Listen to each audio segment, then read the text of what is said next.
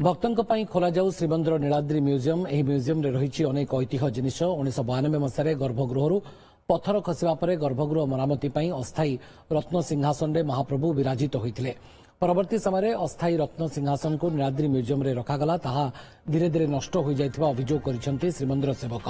सेबडे एबे नीलाद्री म्यूजियम रे रखाजिबो सिंधुक एवं आलमीरा सेगुडी को ठीक भाव में संरक्षण करा जाऊ। समस्त पुराणा द्वार, सिंहद्वार, कलाहाट द्वार, सात पाहाच, जय विजय, नृसिंह मंदिर, लक्ष्मी मंदिर द्वार कढ़ा जाइतला सेगुडी को मध्य नीलाद्री म्यूजियम रे रखा जाऊ एवं भक्त माने देखिबार सुजोग पांतु बोली दाबी होइछि।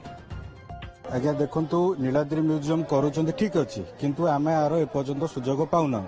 आ गोटे जिनस जो पुराणा स्मृति अछि, पुराणा पंडित माने अछंती एवं राजा भी अछंती, तांकर तत्वावधान रे किछि करा जाऊ। एमिति मनमुखी जो जिनिसटी होउछि साधारण लोक उपकृत होई पारनादी। ठाकुर दर्शन करवा नीलाद्री म्यूजियम हूँ भल, किंतु से पुराणा सिंधुक केमती भांगी नजीव तार तत्वर करा जाऊ। दीर्घ वर्षर जिनस, पूर्व पीढ़ीर जिनस, आमे भी से जिनस जानी नाउ, एबे मीडिया माध्यम जानूचु आपण मानक द्वारा।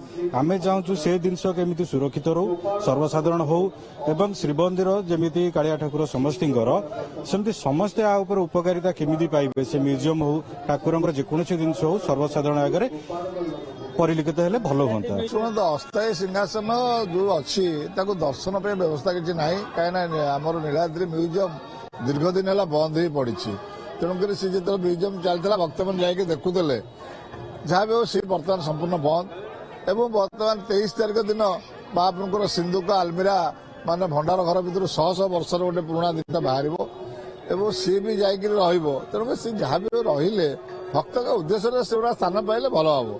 कहना सेगुरा नहीं आम कौट गोटे रखा ता बाद कई भक्त देखिबार सुजोग पाइबे। सी आस्ते आस्ते नष्ट हो नष्ट नवा भी उपचार दरकार हो। तेणुक समस्त जिनस गुंडीचार बंद, बर्तमान नीलाद्री म्यूजियम बंद, आमर रोसवाड़ भी बंद, बर्तमान ये बंद हो बिना पैसा भी भक्त मैंने सेठिक जाऊँच कि सब जिन बंद हो।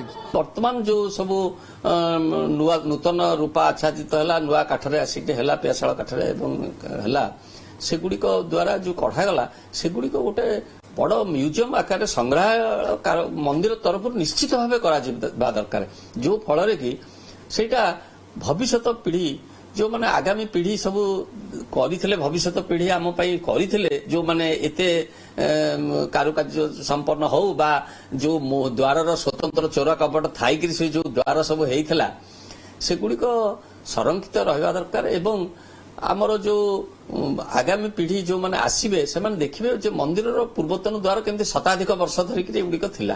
तेणु यह निश्चित भाव में करा जिबा दरकार, मो मत संरक्षित करा जिबा दरकार।